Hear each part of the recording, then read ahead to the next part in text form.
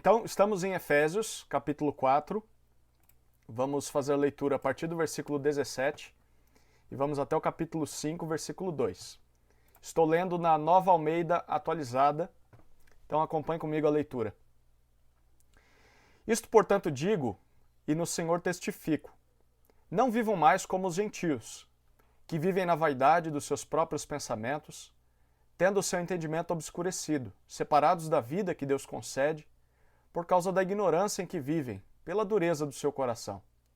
Tendo se tornado insensíveis, eles se entregaram à libertinagem para, de forma desenfreada, cometer todo tipo de impureza. Mas não foi assim que vocês aprenderam de Cristo, se é que de fato ouviram falar dele e nele foram instruídos, segundo é a verdade em Jesus. Quanto à maneira antiga de viver, vocês foram instruídos a deixar de lado a velha natureza, que se corrompe segundo desejos enganosos, a se deixar renovar no espírito do entendimento de vocês e a se revestir da nova natureza, criada segundo Deus, em justiça e retidão, procedentes da verdade. Por isso, deixando a mentira, que cada um fale a verdade com o seu próximo, porque somos membros do mesmo corpo. Fiquem irados e não pequem. Não deixem que o sol se ponha sobre a ira de vocês, nem deem lugar ao diabo. Aquele que roubava, não roube mais. Pelo contrário, trabalhe, fazendo com as próprias mãos o que é bom, para que tenha o que repartir com o necessitado. Não saia da boca de vocês nenhuma palavra suja, mas unicamente a que for boa, para edificação, conforme a necessidade, e assim transmita graça aos que ouvem. E não entristeçam o Espírito Santo de Deus, no qual vocês foram selados para o dia da redenção. Que não haja no meio de vocês qualquer amargura, indignação, ira, gritaria e blasfêmia, bem como qualquer maldade. Pelo contrário, sejam bondosos e compassivos uns para com os outros, perdoando uns aos outros, como também Deus em Cristo perdoou vocês.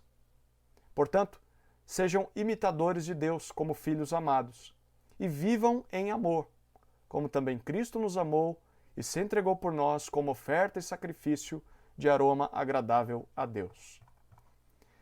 Normalmente essa passagem aqui ela é subdividida em 2 ou 3 perícopes, né? Eu não sei como é que está na sua Bíblia, mas às vezes esses versículos são isolados, né? Dá-se ênfase em algumas partes deles e em outras partes como se eles estivessem começando um novo argumento, mas a gente vai reparar que, é claro, toda a carta de Paulo aos Efésios é um argumento só, mas vocês vão perceber como os versículos e os temas, eles se unem desde o versículo 17 até lá o começo do capítulo 5, até o versículo 2, né? Para que a gente pudesse estudar esse texto aqui, eu queria contar para vocês uma ilustração que, na verdade, aconteceu realmente com um amigo meu, vou preservar o nome dele, ele deixa contar essa história sempre que cita esse texto, mas porque ele prefere ter o nome resguardado, porque é uma história um pouco engraçada, mas não é tão legal. Ele tinha acabado de se casar e eles saíram em lua de mel, e quando eles voltam, no primeiro dia de trabalho, ele vai trabalhar e quando volta para casa não encontra a esposa, né? Então ele liga para o celular dela e pergunta: meu amor, eu acabei de chegar em casa e não estou te encontrando, onde você está? Aí ela fala: eu estou em casa, né? E ele então começa a procurar ela, achando que ela está fazendo alguma espécie de surpresa para ele, né? Quando na verdade ele descobre que ela não está em canto nenhum da casa. E aí ele fala para ela de novo: meu amor, você não está em casa, eu estou te procurando e não te encontro. Aí ela fala assim: não, eu estou em casa. E ele diz: não está, porque eu já procurei em todos os cantos da casa e não te encontrei. Aí ela fala assim: ah, tá, você está se referindo à nossa nova casa. Não, eu estou na casa de mamãe. Eu vim para a casa da minha mãe. E aí ele diz: meu amor, então você não está na nossa casa, você está na sua antiga casa. E aí você sabe a confusão que pode ter dado depois dessa conversa, né? Perceba o que está acontecendo na mente dessa esposa. Ela se casou, ela agora tem um novo lar, mas na cabeça dela ainda, a casa da mãe era a sua casa. E aquela casa que eles tinham agora, a nova casa, não necessariamente era a nova casa onde ela deveria estar quando o marido chega do trabalho. Pare para pensar um pouquinho sobre a nossa vida quando nós começamos a seguir a Jesus. Muitas vezes nós queremos voltar para a antiga casa, a antiga maneira de viver, e ignoramos o nosso novo lar, que é onde deveríamos estar, que é uma nova maneira de viver, uma nova vida, e é sobre isso que Paulo está falando aqui em Efésios. Você percebe que no versículo 17 ele usa um portanto. Portanto, é uma conclusão do que ele disse anteriormente. A carta aos Efésios é dividida pelo menos em duas partes principais, né? Capítulos 1 a 3. Paulo fala a respeito de tudo aquilo que nós recebemos em Cristo quando cremos nele. Então ele fala sobre a nova vida que temos, como Jesus nos tirou das trevas, do pecado, da escravidão, da morte, e nos trouxe para a luz, para a verdadeira vida, para uma vida de boas obras. E não só isso, mas como por meio de Jesus nós somos incluídos dentro do povo de Deus, que originalmente eram os judeus, e agora esse povo é estendido a todos os povos, a todas as nações, e nós agora temos paz com Deus junto com os judeus que reconhecem Jesus como Messias. Então Paulo nos capítulos 1 a 3 fala a respeito de tudo isso. E nos capítulos 4 a 6 ele começa a descrever a prática que é resultado dessa teologia. Diante de tudo que recebemos em Jesus, qual deveria ser a prática natural das nossas vidas? E é isso que ele está falando no capítulo 4. Até aqui, até o versículo 16, ele disse que uma vez que estamos ligados a Jesus, todos nós fazemos parte de um só povo. E por isso devemos viver como um só, nos reunindo. É por isso que ele deu mestres que nos ensinem a palavra, não só para que sejamos bons ouvintes, mas principalmente para que possamos praticar isso na edificação uns dos outros, para que todos possam crescer, servindo uns aos outros, para que todos, a igreja como um todo, cresça à imagem de Jesus. E aí chegamos no versículo 17. Então ele está fazendo uma conclusão a tudo que ele disse até agora. Isso, portanto, eu digo e reafirmo no Senhor Jesus. E a primeira ordem dele aqui é: não vivam mais como os gentios. A maioria dos efésios fazia parte desse grupo chamado de gentios. Gentio para um judeu, e na leitura do Novo Testamento, gentil é todo tipo de gente, né? Que não seja judeu. Então, os gentios eram considerados pagãos, eram considerados aquelas pessoas que não temiam a Deus, que tinham vários deuses ou não acreditavam em nada, e que não reconheciam Jesus Cristo como Senhor. Paulo diz: vocês eram gentios, mas agora vocês não são mais gentios. Vocês não são mais descrentes. Continuam sendo etnicamente, mas diante de Deus agora vocês fazem parte do povo de Deus. Então, não viver mais como gentios significa não viver mais como descrentes. Não vivam mais como descrentes. Em outras palavras, é isso que ele está dizendo. E é interessante essa palavra viver. Em outras versões talvez esteja escrito: não andem mais como gentios. A expressão traz essa ideia de ter uma maneira de se comportar. É um estilo de vida. Não tenham mais um estilo de vida como vocês tinham antes de conhecer a Jesus. E aí é interessante porque Paulo faz uma descrição de como são os gentios, como são os descrentes. Perceba, ainda no versículo 17 até o 19, ele diz: eles vivem na vaidade dos seus próprios pensamentos, tendo o seu entendimento obscurecido, separados da vida de Deus, que Deus concede, por causa da ignorância em que vivem pela dureza do seu coração. Em outras palavras, ele está dizendo: gentios vivem com uma completa cegueira de mente. Então, eles têm pensamentos, eles têm entendimento, mas isso está sempre obscurecido, é vaidade. Em outras palavras, eles enxergam, mas não enxergam. Eles acham que são sábios, mas não são sábios. Eles pensam e eles raciocinam, mas eles não conseguem sair muito do lugar, porque tudo na mente deles está obscurecido, não há luz ali. E por causa disso, eles são ignorantes quanto a Deus e a vida que Deus concede àqueles que creem nele. Então, são pessoas ignorantes, têm o coração duro. E essa cegueira de mente leva eles a uma depravação na prática. Então, a mente obscurecida leva a uma prática corrompida. E é isso que ele diz no versículo 19. Tendo se tornado insensíveis, por causa da mente obscurecida, eles se entregaram à libertinagem, para de uma forma desenfreada cometer todo tipo de impureza. Perceba a progressão que o Paulo apresenta para os Efésios aqui. A mente obscurecida leva a uma prática corrompida. Então não vivam mais dessa maneira. Saibam que era assim que vocês viviam, saibam que é assim que os descrentes vivem, mas vocês não devem viver mais assim. Essa é a primeira lição dele. Não vivam mais como os descrentes. Tá, então como é que se vive? O Paulo diz a partir do versículo 20. Não foi assim que vocês aprenderam de Cristo. E aí ele dá uma cutucada neles, né? Se é que de fato vocês ouviram falar de Jesus, se é que de fato vocês foram instruídos segundo a verdade em Jesus. Ou seja, a primeira lição é não vivam como descrentes mais. A segunda lição é vivam como Jesus. E é isso que ele vai dizer. Vocês aprenderam de Jesus, a verdade que está em Jesus, de outra maneira. E como foi essa maneira? Ele diz a partir do versículo 22. Quanto à maneira antiga de viver, aquela de descrentes, vocês foram instruídos, e aí ele apresenta 3 coisas aqui. Primeiro, vocês foram instruídos a deixar de lado a velha natureza, essa natureza que se corrompe segundo desejos enganosos.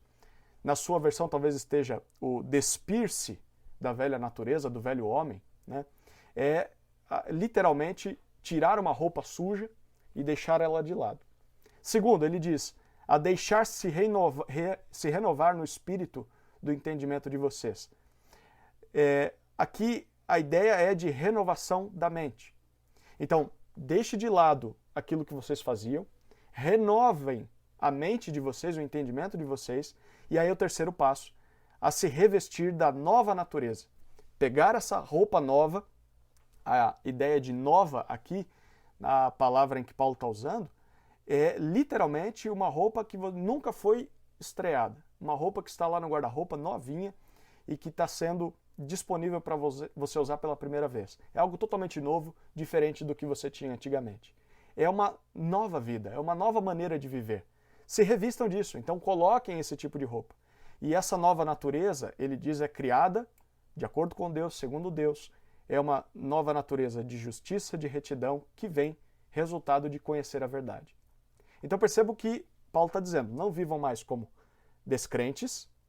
E como os descrentes vivem? Eles têm a mente obscurecida e por isso a prática deles é depravada. Mas vivam como Jesus, como a nova natureza que vocês agora têm. E como é essa nova vida? É uma vida em que você abre mão da antiga, renova sua mente e então se apropria daquilo que é novo, daquilo que está em Jesus, a vida de Jesus em nós. Muito bom, isso na teoria é bem repetitivo, né? A gente ouve isso muitas vezes durante a vida, mas como isso funciona na prática? E como o apóstolo Paulo está fazendo na carta aos Efésios, ele veio com boa teologia, capítulos 1 a 3, mas agora ele vem com boa prática. E ele faz isso no capítulo 4 também. Ele dá a teoria, mas aí começa a dar exemplos práticos de como você deixa de viver como descrente e passa a viver como Jesus, a nova natureza que você recebeu. É isso que ele faz a partir do versículo 25. Perceba que ele vai usar esses 3 passos de viver como Jesus, que ele citou nos versículos 22 até 24, ele vai aplicar isso em algumas áreas da vida a partir do versículo 25.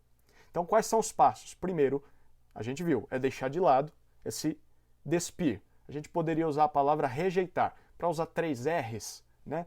Vamos lá, rejeitar a maneira antiga de viver. Segundo passo, versículo 23, renovar a mente. E versículo 24 é se revestir. Então, rejeitar, renovar e revestir. Certo? Rejeitar, renovar e revestir.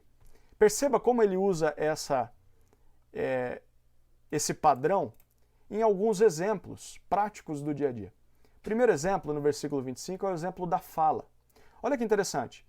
Ele diz, deixando a mentira, que cada um fale a verdade com o seu próximo, porque somos membros do mesmo corpo.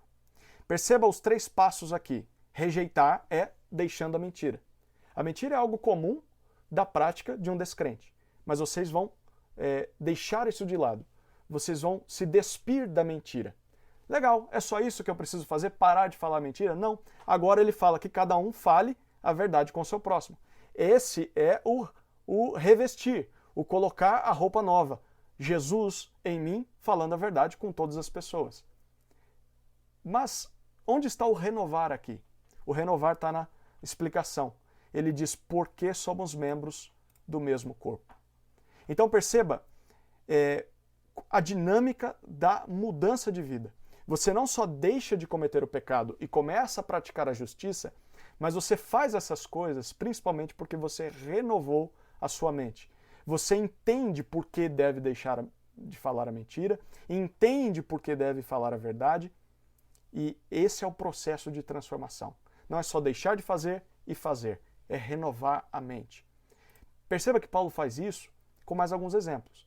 No versículo 26, ele dá um exemplo dos nossos relacionamentos. Ele diz assim, fiquem irados, ou em outra versão diz irai-vos, né? A Bíblia manda que a gente se ire. Mas ele diz, e não pequem. Tentem encaixar aí aonde essa frase se encaixa. No rejeitar, no renovar ou no revestir? O que vocês sugerem aí? Rejeitar. Rejeitar. Olha que interessante. Ficar irado e pecar é padrão de descrente. E era como nós vivíamos. Então, fiquem irados e não pequem. Vocês vão rejeitar a ira com o pecado. E a gente sabe de vários exemplos de como é se irar e pecar, né? A gente não precisaria nem entrar aqui, né, nos exemplos. Mas perceba a próxima frase. Não deixem que o sol se ponha sobre a ira de vocês. Agora essa frase se encaixa aonde? No rejeitar, no renovar ou no revestir? Perceba que o Paulo está seguindo uma sequência. Ele fala sobre o rejeitar, deixa a mentira. Fala sobre o revestir, fale a verdade. E aí depois ele dá o renovar, porque somos membros do mesmo corpo. Agora no versículo 26, ele faz a mesma coisa. Fiquem irados e não pequem, isso é rejeitar. Não deixem que o sol se ponha sobre a ira de vocês. Perceba que esse é o contraste. Como eu não fico irado e não peco? Não deixando que o sol se ponha sobre a minha ira. Então eu resolvo a questão sem deixar que ela se prolongue. E por que eu faço isso? Aí vem o renovar da mente no versículo 27. Nem deem lugar ao diabo. Por que eu deixo a mentira e resolvo... por que eu não me iro e não peco e resolvo as minhas questões o quanto antes? Porque se eu não fizer isso, na minha mente eu preciso saber disso, eu vou estar dando lugar ao diabo. E também a gente sabe de vários exemplos de como o diabo pode tomar conta dos nossos pensamentos com as suas mentiras, né? Não que ele entre na nossa cabeça, mas as mentiras dele entram na nossa cabeça. Perceba o que acontece isso, como esse processo acontece em outros exemplos. Ele dá o exemplo no versículo 28 do trabalho. Aquele que roubava, não roube mais. Aqui nós temos o rejeitar. E aí temos o revestir. Pelo contrário, trabalhe fazendo com as próprias mãos o que é bom. Mas por que a pessoa que segue Jesus vai fazer isso? Aqui está o renovar, para que tenha o que repartir com o necessitado. Você compreende o valor do trabalho e o valor de abençoar outra vida, e é por isso que você deixa de viver como descrente e passa a viver como Jesus. Paulo faz isso também no versículo 29, agora com mais um exemplo de fala. Não saia da boca de vocês nenhuma palavra suja. Isso era o que vocês falavam na velha vida, e é o que o descrente faz, mas a nova prática agora deve ser unicamente aquilo que sai da boca de vocês, a palavra que for boa. E aí temos o renovar. O que deve estar na nossa mente sobre essa palavra boa? É uma palavra para edificação, conforme a necessidade, então não é falando pelos cotovelos, e que assim essa palavra transmita graça aos que ouvem. E aí nós vemos, do versículo 30 até o 32, a gente poderia dizer um resumo geral de como isso se aplica em várias outras áreas da vida. E o que é para ser rejeitado está no 31. Que não haja no meio de vocês qualquer amargura, indignação, ira, gritaria, blasfêmias, bem como qualquer maldade. Isso nós devemos rejeitar. O que deve estar em nós? Versículo 32. Sejam bondosos, compassivos uns para com os outros, perdoando uns aos outros como também Deus em Cristo perdoou vocês.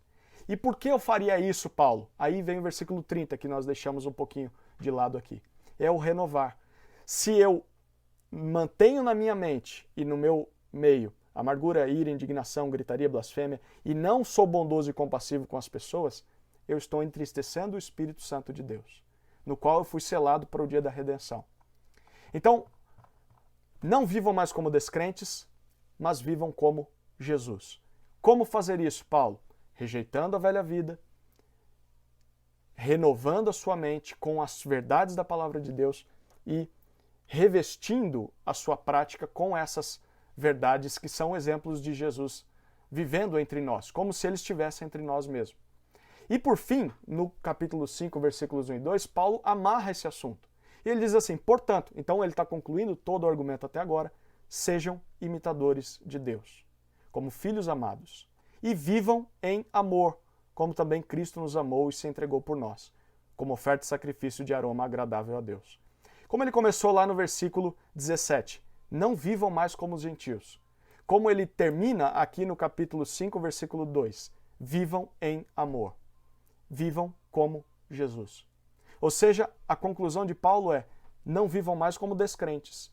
Eles estão mortos porque eles não conhecem a Deus. E por isso a mente deles está cega e por isso a prática deles é depravada. Vivam como Jesus. Vocês estão vivos por causa de Cristo, vocês foram tornados filhos de Deus. E como vocês fazem isso? Não mais deixando que a prática de descrentes tome conta de vocês, renovando a mente de vocês continuamente, conhecendo sobre Jesus, conhecendo sobre o que ele espera, conhecendo sobre o motivo, a razão dessa nova prática, e então aí vocês começam a se revestir e colocar essas coisas em vocês e começar a viver de fato como Jesus. Quando a gente para pensar nessa ilustração desse meu amigo, quando ele se casa e a esposa dele ainda volta para a antiga casa e não para o novo lar deles, muitas vezes na vida cristã nós queremos voltar para aquela velha casca, a vida de descrente. E não é assim que Jesus nos ensina, se é que nós temos aprendido dele.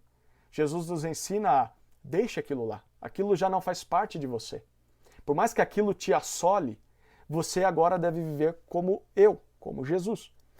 E como é que você alcança essa prática? Renovando a sua mente continuamente. Em Romanos 12, 2, Paulo diz isso, né? Ele diz, não vos conformeis com este século, mas transformai-vos pela renovação da mente. A transformação começa com a renovação da mente. Por isso, de nada adianta chegarmos para uma pessoa e dissermos para ela, pare de pecar e viva de maneira santa. Tudo bem, primeiro ela vai precisar de exemplos.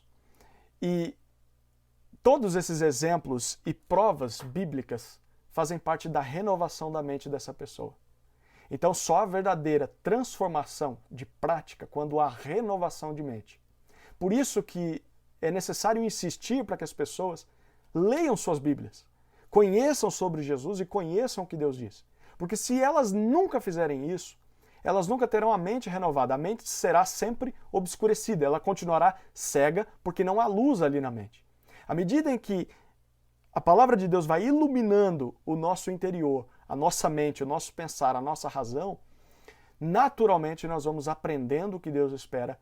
E é esse processo, segundo Paulo, que vai começar a nos tirar da vida de descrentes, a prática de descrentes, para a prática semelhante a de Jesus. Então esse processo se dá pela renovação da mente. E isso é muito importante, nós deveríamos dar a mesma importância que Paulo está dando aqui para os Efésios. Hoje em dia as pessoas não querem tanto conhecer a própria Bíblia.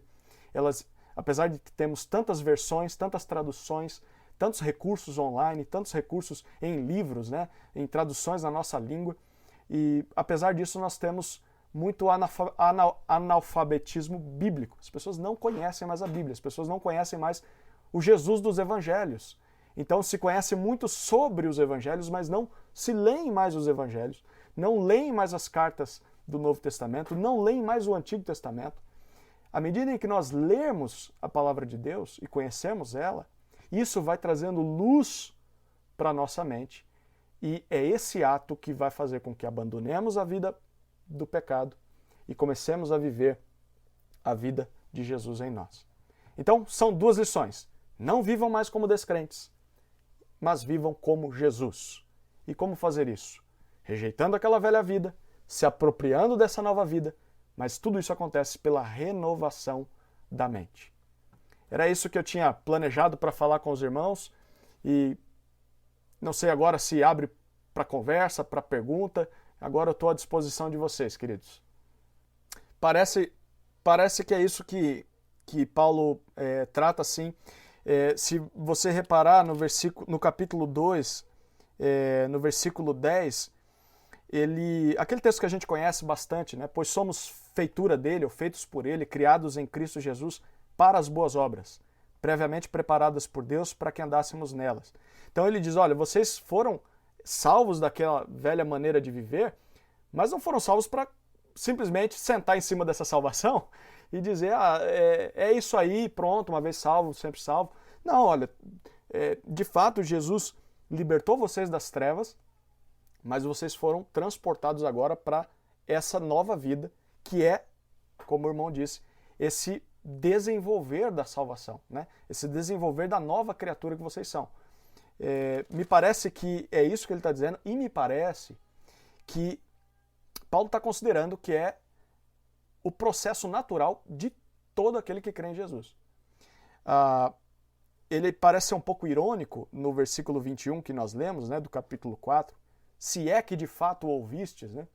Então, ele é meio ácido, porque ele está querendo dizer, vocês realmente creem em Jesus? Se creem, esse vai ser o padrão de vida de vocês. Vocês vão buscar isso a partir de agora. Não, eu não quero buscar viver isso aqui. Ele diz, bom, será mesmo que você entendeu e você conheceu Cristo mesmo? Porque o descrente, ele está cego. E ele não vê nenhum motivo de sair desse tipo de vida. E se você está dizendo a mesma coisa que ele, será mesmo que você conheceu de Jesus? Me parece que é isso que ele está dizendo. Sim, perceba a ordem de Paulo, a primeira que ele dá no versículo 17, né? Não andem mais como. Bom, isso supõe duas coisas. A primeira coisa é que nós vivíamos assim, e a segunda coisa é que podemos continuar vivendo assim, e de alguma maneira, em algumas dessas áreas, né? Então, não vivam mais dessa maneira. Então, é uma luta que ele joga no ombro de cada Efésio ali, também no nosso ombro, né? E essa luta envolve esses três passos. Rejeitar, renovar e revestir. Se eu deixo um deles de lado, e não é só o renovar, né? Se eu não quero rejeitar o pecado, é impossível que eu mude. Se eu só quero rejeitá-lo e renovo a mente, mas não quero começar uma nova prática, então, eu paro de mentir, mas não vou mais falar, não vou também falar a verdade, né? Não é para tanto. Então, os três precisam andar juntos. Se eles não andam juntos, essa mudança não vai acontecer. Ela pode aparentemente acontecer em primeiro instante, né? Mas com o passar do tempo não acontece. E de maneira bem prática, claro, eu vou puxar a sardinha para a minha brasa aqui, né? Mas pensando como um pastor, às vezes o pastor ele gasta muito tempo se debruçando sobre o texto, ele gasta tempo traduzindo o texto, lendo sobre o texto, chegando a conclusões. E quando ele oferece toda aquela refeição para o povo de Deus, muitas vezes nos bancos nós vemos uma apatia, né? Então, as pessoas estão simplesmente sentadas, agora é a hora do pregador trabalhar, é a hora dele apresentar o que ele produziu e vamos ver se ele está falando bem, se o conteúdo está agradável para mim ou não, se ele foi exato na exegese, na interpretação do texto. E muitas vezes é isso que não produz mudança nos bancos, né? Porque as pessoas estão simplesmente ouvindo o sermão ou a mensagem, mas não estão se permitindo renovar a mente enquanto ouvem essas coisas. E o renovar da mente poxa vida, realmente isso aqui é verdade, eu preciso mudar isso na minha vida, eu preciso crer nisso aqui, eu preciso aceitar isso como palavra de Deus para mim. E é esse renovar que vai produzir mudança. Muitas vezes há um copia e cola, né? Então é como se você tivesse tirado uma figurinha velha e colocado uma figurinha nova. Ela vai cair uma hora, porque o que vai mudar é a cola que você está usando. E a cola é esse renovar de mente.